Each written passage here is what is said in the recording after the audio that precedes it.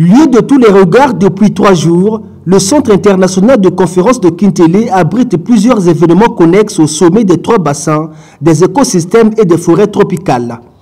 Plus d'une dizaine de ONG qui ont pris quartier dans ce hall du centre démontrent de leur expertise dans la lutte pour la préservation de l'environnement. C'est ici le cas de OTA, cette organisation non gouvernementale qui a ouvert son stand pour parler des impacts et des activités industrielles sur l'environnement. Que ce soit l'industrie pétrolière, que ce soit l'industrie minière, forestière, n'importe quelle industrie pollue.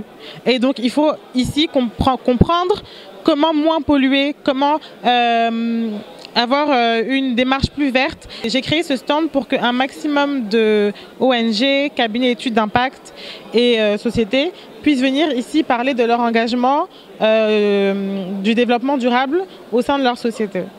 Rapidement, l'espace s'est avéré comme un lieu propice de discussion autour du développement durable. Des ONG, des cabinets d'études d'impact se sont tour à tour succédés au débat.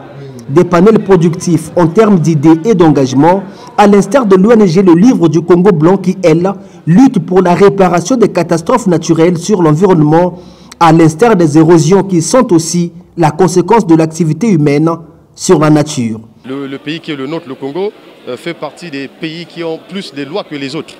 Nous avons une kyrielle des lois dans ce pays, mais qui malheureusement ne sont pas appliquées.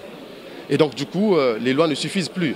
Il faut plutôt mettre en place des stratégies nécessaires qui permettent à approcher les gens pour leur faire comprendre la dangerosité de certaines activités qu'ils mènent et les conséquences sur la vie des autres et notamment sur l'environnement.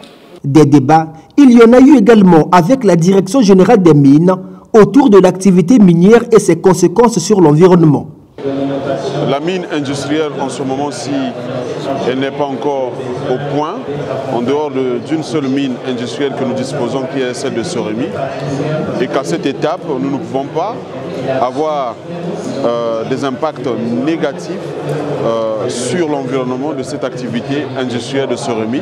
Et donc pour ce qui est de l'impact lié, l'impact négatif, je pense que cet impact est contrôlé puisqu'il y a une étude d'impact environnemental et social et ils ont des plans de gestion environnementale et sociale et donc le tout va dans le sens de minimiser l'impact négatif sur l'environnement. Des impacts à minimiser de la Soremi, mais il y a d'autres sociétés qui exploitent frauduleusement de l'or de la cuvette ouest par exemple, avec des conséquences environnementales désastreuses. Il y a certaines sociétés qui malheureusement échappent aussi à notre contrôle et qui se retrouvent dans certains départements et sans pourtant avoir obtenu les autorisations requises pour commencer à travailler et qui se mettent à travailler. Et ça, nous le déplorons parce que, en gros, ces sociétés vont causer du tort à l'environnement, ce qui est d'ailleurs juste. Mener un contrôle a priori sur les activités de l'exploitation minière, c'est le souhait de l'ONG OTA qui fait de la lutte pour la préservation de l'environnement son principe, en sus de son objet principal, lutter contre le gaspillage alimentaire. La thématique débattue dans ce stand est en conformité avec le combat du gouvernement. Il ne restait plus qu'à la ministre Arlette Soudan-Nono de féliciter l'initiatrice de ces rencontres pour son dévouement sur ce sujet à enjeu planétaire.